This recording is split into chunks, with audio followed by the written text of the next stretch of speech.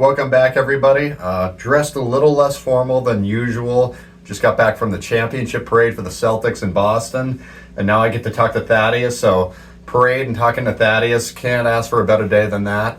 Thaddeus, welcome. Thank you, Drew. Male Athlete of the Year. Yeah, I was really happy to hear about it. Sadly, I wasn't there to accept, but I'm really truly honored and just very excited to kind of join that lineage of so many people who've gone before in that kind of award, for sure. Yeah, what was the significance of that for you personally? I just think just others I've looked up to, like specifically like Jack Morale, people like that that kind of instilled leadership and showed their trust in their community and just kind of that service. Me being able to kind of win that award allowed me to see, that I made an impact on the community, which I really was just honored to be awarded for. Absolutely. Very well deserved, in my opinion. So we'll go back to the start of your athletics career and kind of work through them, and you know the drill, so let's go. That sounds good. Let's see. Well, I would say, my parents always have a funny story about the first time they think I was competitive. Okay. Because back in when I was in the Little League hockey, when they cut the ice at the blue line and the red line, and you kind of play on those halves, actually more like thirds, fourths. I would always kind of be fooling around, just kind of spinning in circles, and my parents are like, oh, maybe he's not that competitive of a guy, maybe he's not that serious. So then it was, I think, first or second grade, we were in this championship game, this some type of tournament, and I remember losing that game, and I was so mad that I opened the door and ran out of the rink and just found myself on a stool and just kind of sat there and was just so angry and so mad. Then my parents had to come and be like, second place gets a medal too.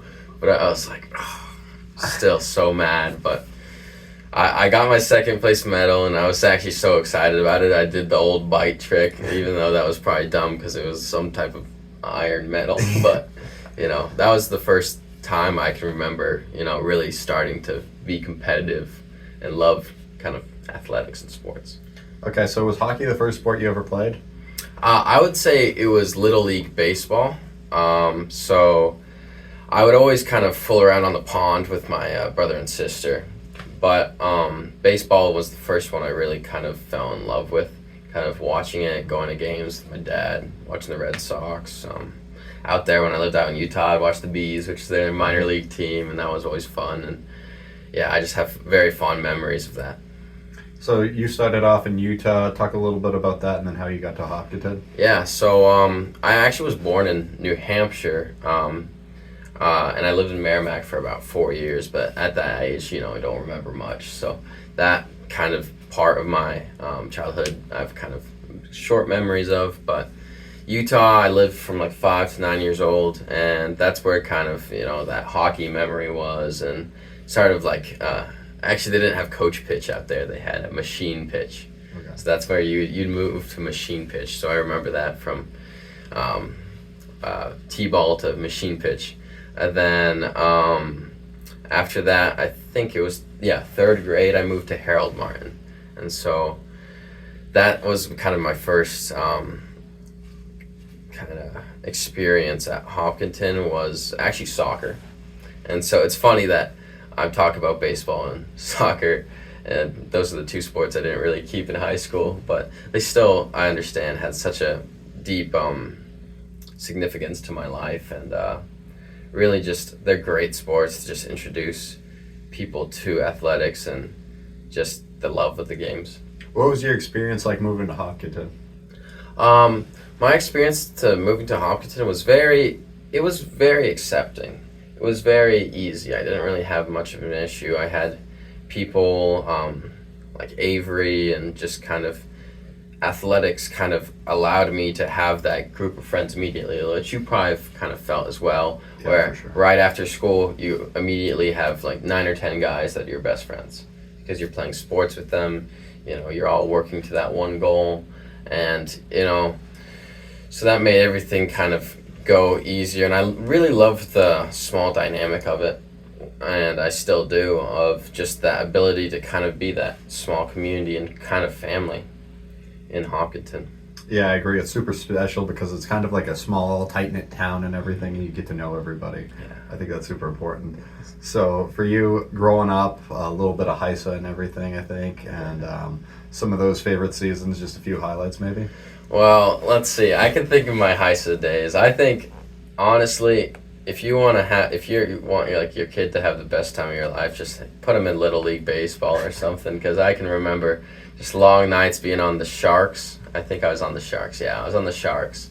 I was a catcher, and yeah, I just remember the sandy days on those kind of diamonds, just having fun. Going out to ice cream with my friends after, and just staying late to just play for fun, pretend we're in the sand lot. I just remember the Rattlers versus Sharks was always the big game of the year. We'd meet behind the library and always be wicked competitive about just like you would have your friends on the other side because that's the other Hopkinton team, and you would always like have that trash talk before school. And now I love those days. I think we won. I hope we did, but it's so far away now. It kind of time flies. Okay, middle school, things getting a little bit more serious sports-wise, realizing that JV varsity coming up as possibilities, and obviously you want to maximize your opportunity in middle school to give you the quickest amount of time to go from JV to varsity in high school. Oh, for sure. Yeah, middle school around 6th to 7th grade is when I made the switch from soccer to football as well. And that's when I kind of started to think of high school because I wanted to kind of emulate the people I saw in the past, like Colby Quiet, Henry Yanakopoulos, people like that, my brother. Just people who I looked up to, and I just loved the idea of the toughness of the game of football and kind of the attitude it took me. And I think that was really important in me kind of maturing and from like kind of the little league to the middle school baseball, like kind of what were saying about the varsity and JV levels, kind of starting to be more competitive, understand that you have to earn your slot, earn your rank in the batting order. And same for football, just like how you need long practices. And I think I started lifting from 8th grade to 9th grade just to really prepare for the JV varsity kind of gap. Yeah, for sure. So you mentioned your move from soccer to football. What inspired that? It was a funny moment. I was actually at Dick's Sporting Goods, and I was in 6th grade, and I was like, I saw these football cleats, and I was like, should I make the switch? Should I make the switch? And I was like, Mom, I gotta make the switch. And it was that day. It was either a soccer practice, and football had already started a weekend. But luckily, I knew like the little league football coach, and so he actually was such a help. He came out, like he would come after work, spend time with me because you have to, for football, even from the little league to high school, there's a certain amount of conditioning time you are required to have to play games. And with just joining then, I wouldn't be able to meet it. So he would actually come in on his off days to allow me to play football in that 6th, 7th grade. So yeah, that's kind of it was a really short, just like out of nowhere, like, I want to play football because I still love soccer and loved playing it when I did, but yeah, I have no regrets for sure. Okay, when you first started football, what positions did you play, and how were you like dealing with your nerves about that? So I played linebacker and I played running back in the day, and so the nerves around it were a lot more on running back because a lot more memorization and a lot more kind of figuring out the systems. When linebacker for me always felt a lot more natural. I always felt like I could just kind of click into a zone, kind of just feel out the offense and just kind of look and kind of be in the moment. When running back, it was a little tense, like, before games, kind of having that kind of jitters before every game, am I, sound on my plays, is the block going to be there, then like second guessing the whole. So yeah, I felt for sure more confident in linebacker, which probably is why I kind of translated better to high school. So for you, what programs did you play in? Because we don't have a middle school football here in Hopkins. Oh yeah, I played John Stark, and so I know many played Kearsarge, so it's either John Stark or Kearsarge. And if we had a feeder program, that'd be amazing. And I'm sad we didn't, because a good feeder program just creates an amazing high school team, as we see with the lacrosse. That's how our lacrosse is good year after year. Is we have such a strong youth organization to kind of instill that love of the game in the system we play in high school. Absolutely. Prior to lacrosse, you were a baseball kid. I remember being teammates with you. Yeah. So I'll make you talk about the middle school baseball team for your 7th grade year. No season in 8th grade due to COVID. 7th grade, yeah, it was great. Oh, I loved it. I was catcher. Always been a catcher. Catcher's the best position, unless you got to be careful with it though, with my arm and everything. That's why I had to stop. But yeah, it was a good time. I think Mr. Merrill was our coach. Right? That was JV. Yeah, That was JV. your freshman year. Yeah. And so I think it was Belty and Dunlap, right? It was Belty and Dunlap. Yeah, now I'm remembering. Yeah, it was Belty and Dunlap. We were at that field next to the fairgrounds. Yeah, that with no fence. I remember that one game. Like, we weren't that good. We would lose and win. We would kind of go back and forth. We weren't bad. We were a 500 team. Exactly. But then that one time we beat, I think, was it Concord Catholic? It was one of the best teams. It was. In the league. It was the Nashua Catholic. Nashua Catholic, I think. I remember that because they were I think undefeated. They won the championship that year, and their only loss was to us. Yeah, and we were I remember being nervous before that game too, and because I was always more confident in my defensive play than offensive, and so I was so scared. And then I still remember hitting a second. I think I hit right above second base for a double. And I still remember exactly how it sounded off the bat, I remember just that win being amazing. Yeah. It's a good time. We were undefeated at home, but we couldn't win on the road. We never won on the road. I don't think we ever did. It was funny. Really funny. And then, was that the year we lost at, what was that weird field with the tree?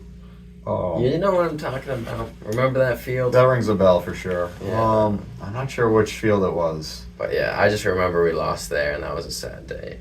But, it happens. Hockey-wise?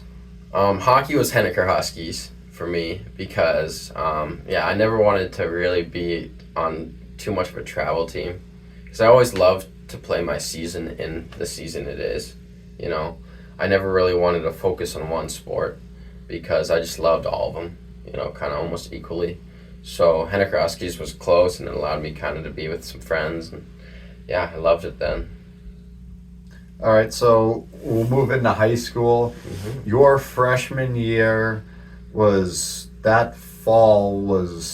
were coming off the first summer of COVID because COVID started in the spring, 2/3 of the way where you were in 8th grade. Mm-hmm. And then this whole thing happens, remote school, all that. How'd you deal with that? And then how'd you get back into sports after that once you were approaching high school? It was kind of nice to actually kind of have that free time in the summer, kind of 8th grade to freshman year, because they opened the gyms back. And so I kind of had one of my neighbors kind of took me under his wing, and I would go lifting with him every day for the summer. Then I go lifting at night for hockey. And so it was of course social distance, kind of keeping your space, but it allowed me to kind of start to mature physically and kind of prepare myself for that football season, which I still remember that one. That was a good one. So first year with Coach Wood and the Red Hawks as a freshman, tell me your thoughts. Well, I love Coach Wood. He's probably one of my favorite coaches of all time. Just amazing coach, better man, he has a confidence to him, and when you see him on the field, you might not think compassion, but he has that compassion that he's not weak, but is compassionate, and sometimes people don't understand that. And I just think he instills so many amazing values, and I think his time in the Marine Corps kind of helped him with that. and just I was immediately accepted on the team. It was hard. You do hard stuff, That's kind of, you get hit, you get thrown by a upperclassman, That's football though, and you get back up and you just keep going. I think I got my varsity letter that year because I think I was on kickoff, kick return, and punt. I played a little defense, but then I was above like Vincent Waddell and I think another linebacker back in the day, and but they were great coaches to me, and I loved it. I loved the long summer practices. The masks were pretty rough in those hot days. I still remember that. They would sweat through and you would kind of get almost waterboarded, but it was fun, I wouldn't trade it for the world. All right. So do you want to go through each of your football seasons or just go through your freshman year? I can talk about all of them. So freshman we kind of already talked about a little. We went pretty far. I think we made the semifinals. Again, then we lost to Bo, I believe, in the playoffs. And then my sophomore year was the first year I was kind of in charge. The first game I was put in charge of the Hollisbrook. I think it was Hollisbrook, because it was turf field night game. I was scared for sure, because I was put in charge of the defense as a sophomore at middle linebacker. And so the nerves kind of got there, but then right when that ball snapped, it just kind of all went away and all sank out. And then I became a guard for offense because we already had running backs, and I was faster, but they needed a kind of a pulling guard, someone to get to the outside. So I was a little sad about that, but then I learned to enjoy the lineman culture after, all no glory, all guts. But I loved it. Ended with I think it was a pretty good season. I think I got second team All-State D2 as for a linebacker that year. And great season, great people on the team. I think that year was probably Jack Morale, and I can't remember anyone, too many other people at the moment right now. Oh, Sean Carter, Cooper Coldwell, just a couple of Hillsborough kids that really just love the sport and love to push. So. Yeah. What'd you learn from Jack? I just learned that you don't really have to be loud to be a leader. You don't have to be you gotta be the person you are, and you gotta be confident in who you are, and you just always gotta keep pushing. And he never blamed anyone else for a mistake. He would point it out, but he would accept it and want to move on from that point. And that was kind of we would always say a Red Hawk rule was to kind of move on to the next play and just kind of learn from it and not dwell on it. And he kind of exemplified that in his kind of character, for sure. All right. So junior year, you really move up in the ranks after Jack leaves and some of the other guys leave as a true leader on this team. How'd you deal with the pressure of that? Yeah, so junior year I was named captain for Red Hawks, and I was voted in, and I was surprised because there hasn't been many junior captains, and so I understood that it was a mantle I had to take, and I had to take a more just team approach and really try to make sure that every single thing I was doing was helping the team, that the way I present myself, the way I on and off the field is something that people could look towards. And even it can be hard sometimes when you're a junior captain and have to figure out things with seniors and stuff, but I felt respected. I think it worked, and I hope I made a impact on some people's lives, because I think that's the most important thing about youth sports. How'd that outcome of the season go?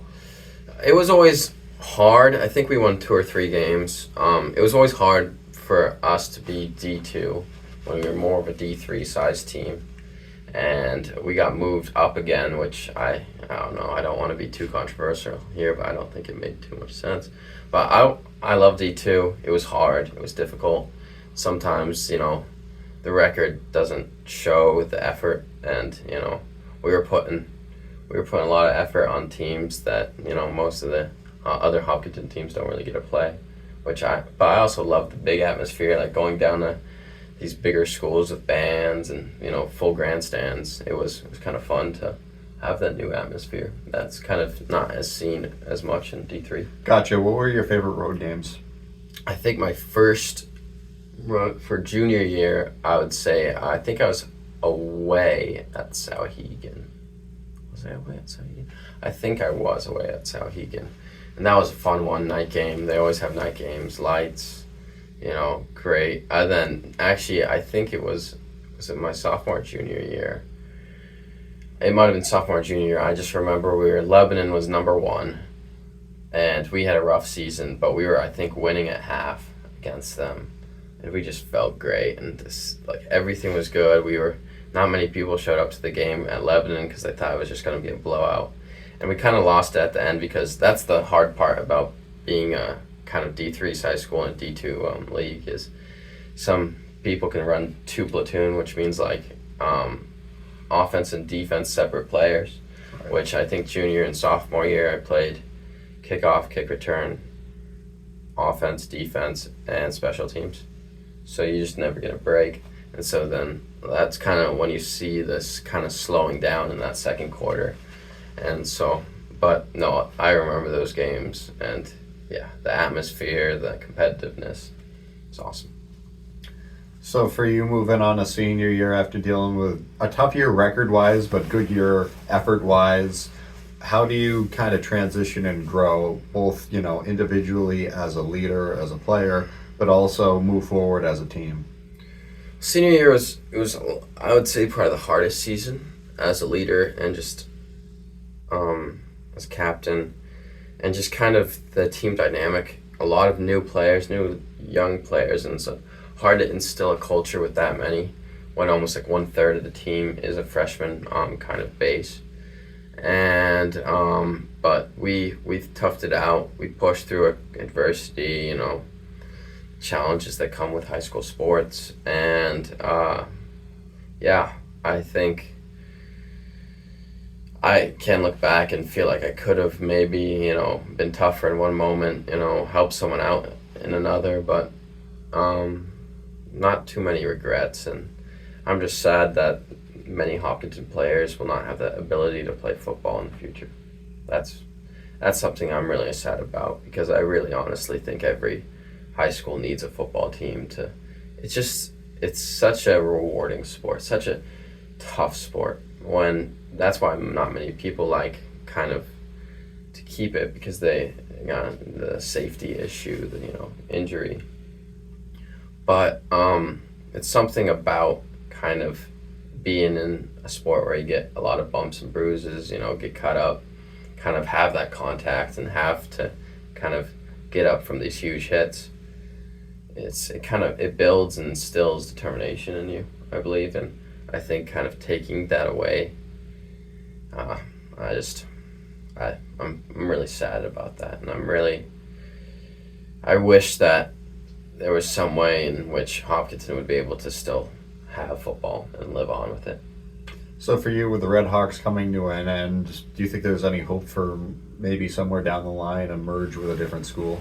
I think there is. I really do. I think there was a lot of people that showed interest for football with me, and were really sad about the Red Hawks kind of termination.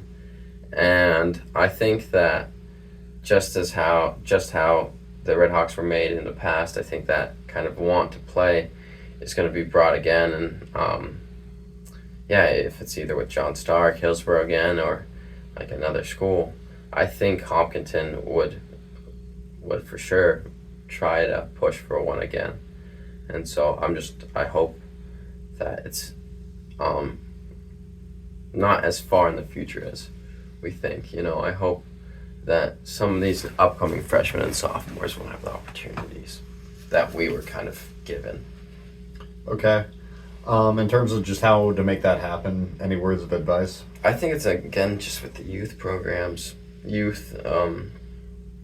Just flag football. I remember I used to kind of volunteer with HISA to just play flag football to kind of introduce kids to the sport, introduce Hopkinton to be like, hey, we could be a football school. We can have this sport and support it and create great opportunities for people because of it. And then, just right again with the lacrosse feeder programs. If we had like a little league, like Pop Warner type football, program, that would kind of create that base to lead them to high school when they get to the future. Where are they going to play? They have to now play for a team if they have enough numbers, So I think starting it young, but not too young, like I would say 7th, 8th grade, kind of middle school age, and just kind of that base for football for sure. Right. Hockey? So hockey, let's see, freshman year was weird. We practiced at 11 o'clock at night in Tri-Town. So I would actually, she's your neighbor, she would know her well. So Bridget was a senior, and she would drive me down every day, that was very kind of her. But we'd get home 11 and 12, like start practice like 10:30, 11, get home at 12 on a school night. But then I'm going to wake up at 6 a.m. for seminary in the morning, then school. It was tough, and it still is tough, like every season, because hockey, it really tests how much you can be sleep deprived. But it was great because of COVID. Sometimes the John Stark kids couldn't come, and sometimes the Hopkinton kids were like half and half. So we'd have some practices where the coaches outnumbered the players. We would scrimmage like 3-on-3 with the coaches because we would only have like 3 actual people dressed, like me, Bridget, and like Ethan there. Just that many. But we kind of put it together, and we had a good run. It was, again, weird. You were kind of playing out of division, kind of in that like bubble. We kind of create those bubbles in COVID, kind of the surrounding area. But no, it was a great season to get introduced. Sophomore year was a little weird because, was it sophomore? Yeah, it was sophomore year. I had a torn labrum from going out of baseball because I overuse from baseball, catching a little too much,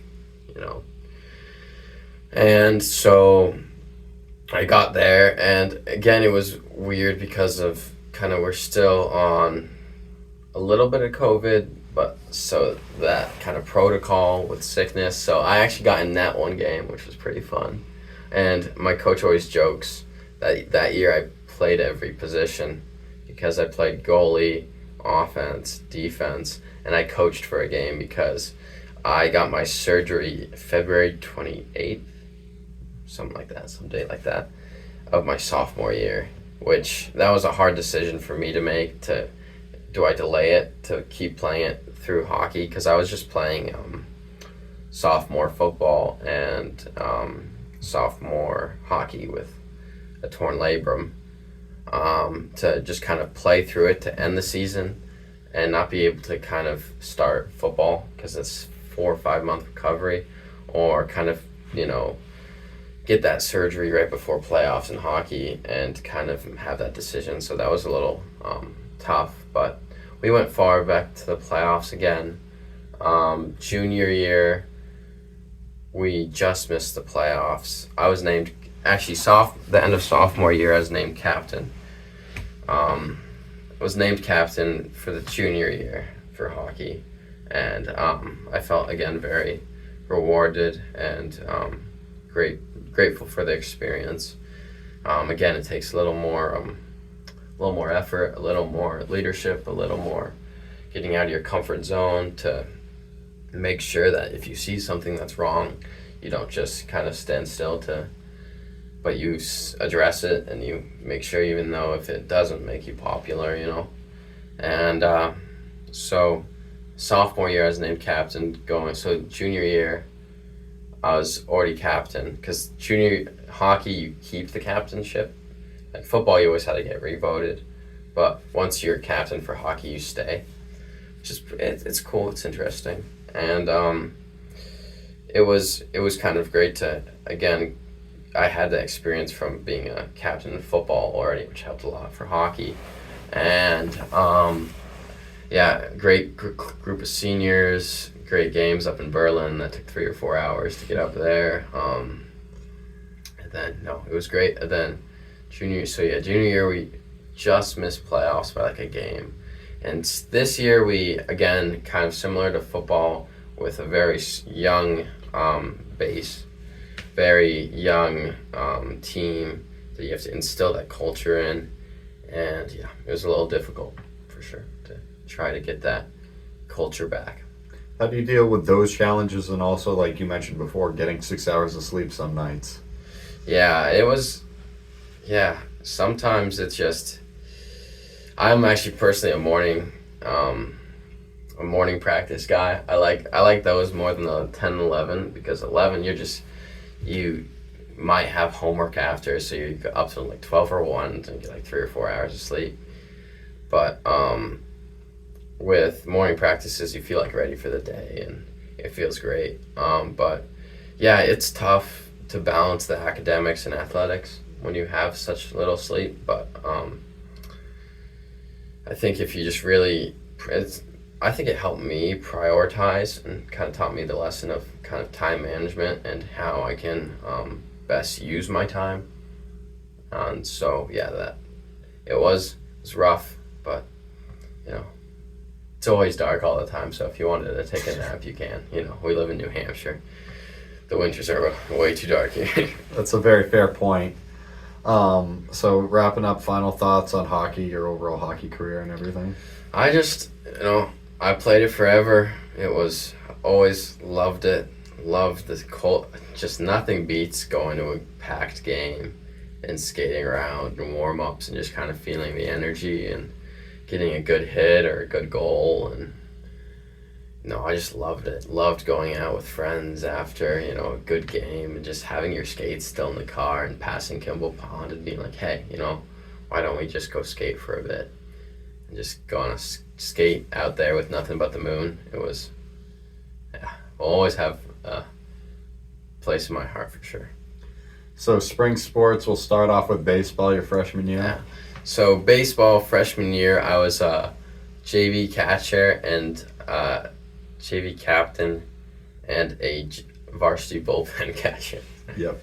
So that was a little, I don't know if that was the best decision on my part to throw that much. So I'd do a JV practice, then I'd go do bullpen for varsity, and then I'd maybe get in an inning or 2 or 3 if I got lucky on some games. But yeah, a lot of throwing, and I should have been resting my shoulder a little more, but it was again fun to be that little kid on. Still kind of had the opportunity as a bullpen catcher to be that kind of little kid on a varsity squad, and just kind of hang around the older kids, which I don't feel that old now, but back in the day they really did feel old. So yeah, it's great. Yeah, I know exactly what you mean. So then there was the change from going from baseball to lacrosse, and you and I already talked about that. Mm-hmm. We're good, but obviously I loved playing baseball. I loved having you as a teammate, one of the best teammates I ever had. And then you go on to play lacrosse, and I know some of that was injury related, and just keeping yourself safe. So I get it. Talk about that. So sophomore year, I actually was the manager of the lacrosse team because, I just went through surgery, was kind of immobilized for all sports. That was weird for me to have downtime. I don't like downtime very much. Don't know what to do. Just much rather be busy. And so I loved, I immediately fell in love with the sport, and Coach Blue, just amazing coach. Coach Blue, Coach Dev, they both are just such good people, and again, just love the game, love the sport, and are dedicated to it, and just really kind of welcomed me. Yeah, it was kind of hard the first game. They gave me a score sheet, and they're like, okay, take stats, and I never really watched a lacrosse game in my life, so I gave like maybe 2 or 3 ground balls, like not many. I really was bad the first couple games and heard that a bit from the seniors, but yeah, it was once I was in the culture and felt the like love and just community that Coach Blue built. I couldn't go back. It was kind of addicting. To be with a team, be with the culture. He has such a relaxed state of mind to it. It's just like you play your best when you're just in the moment, and he doesn't stress you out. He wants you actually to be really relaxed, which is such an interesting approach to sports, because most of the time you feel like you want to be tensed and really focused when you can be relaxed and focused as well. And so that was kind of my switch. Then junior year, I was a defensive midi. I was, I think, second or third out of the box for defensive midi. And I got in some really good key games, which was fun. I sadly couldn't play the championship because of religious reasons, which I was really bummed about. But it's another hard decision to make, but I believe I made the right decision on that, and don't regret it for sure. And was still just as happy when they won the ship. And so then senior year we were confident, we were good, we felt nice. Immediately we're clicking. Both double overtime, to kind of solidify our status in the first game, and then just keeping on kind of the winning train there, and then getting to the semifinals. That was crushing to lose it with such a big margin as well, but again, no regrets, and was very excited, very happy to be a part of that team. Okay, so closing thoughts for high school sports, then we'll talk about the college search. High school sports, it's serious, but it's all about life lessons. It's all about enjoying the people you're around, enjoying the coaches, the parents, and just kind of having gratitude and instilling these kind of leadership traits and characteristics of determination, integrity, and just accountability, stuff like that. And I think that's really what high school sports are about. And that, if that's one thing I would take away from it, it's just that you can't take yourself too seriously, but you have to try your hardest in every moment out there and just kind of get lost in it. And just really have gratitude for the times there. Awesome, well said. So for you with your college search, when you initially started, what were your top priorities that you were looking for in a school? Was it, education based? Was it athletics based possibly, or was it some of both initially? Yeah, so I first started looking at schools with a little bit of athletic lens.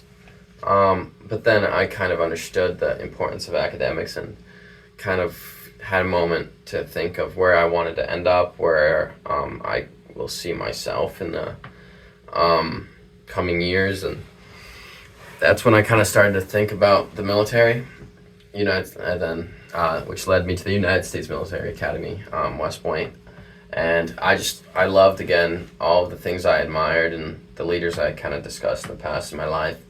I saw those attributes, and I saw that they were trying to instill those every day in their cadets and their leaders, and they're huge, they're the top leadership institution in the world. And I think that I wanted to do something where I could communicate effectively with individuals and really make a difference. And I just loved how it was this closed campus. It was you could focus on just the things that I felt that were important to me. And then again, athletics are extremely stressed, and my love of athletics again led me to West Point again with everyone there has to be an athlete. You have to be, I believe, a varsity athlete to even be in the portal to see if you're admitted to West Point. And yeah, I just loved how everyone has to play a sport there. Everyone has to play, if it's some type of club, some NCAA sport, that it's required and that they understand the importance of it. All right. So for you, where do you want to go with this? I mean, obviously you talked about the military, but like, is there a possibility, like a little bit more honing in on specifics in terms of the future? And is there a possibility for like coaching, or what specifically about, the military captures your interest? So I just like the idea of just the ability to kind of be around others immediately. Like, once you turn like 24, 25, you're already a lieutenant. You're already leading a group of individuals. And so I'd assume most people in United States Military Academy, they will branch combat arms. So that's kind of, and that combat arms is really individual focused and mentoring and teaching focused. And so that's kind of where I see myself. And I believe if, I serve my time in the military, and I've been thinking of, my goal was to do the 20 to 30 years in the military, do a full career. But if, my life takes me somewhere else and I go a different way, I believe I can use those leadership skills in maybe the corporate world. I was thinking of mechanical or nuclear engineering, specifically with energy, and just like kind of how we use it in the United States, and kind of use that leadership to kind of bring awareness to things like nuclear energy. All right. Is there any possibility we see you coaching at some point? When I'm 50 years old, 60 years old, have a good pot belly, lake house with a good dog and a nice family, maybe I'll be out there, clipboard and side of my shorts with a whistle on some football field. I think I would love that. I think I would love to give back to the community, hope I could try to make a difference, and as much as a difference as my coaches in my life have made for me. And yeah, just kind of keep on the legacy, add a couple more banners to Hopkinton's roof. I wouldn't mind it. So all right. Thank you so much, Thaddeus. Good luck with everything. thank you.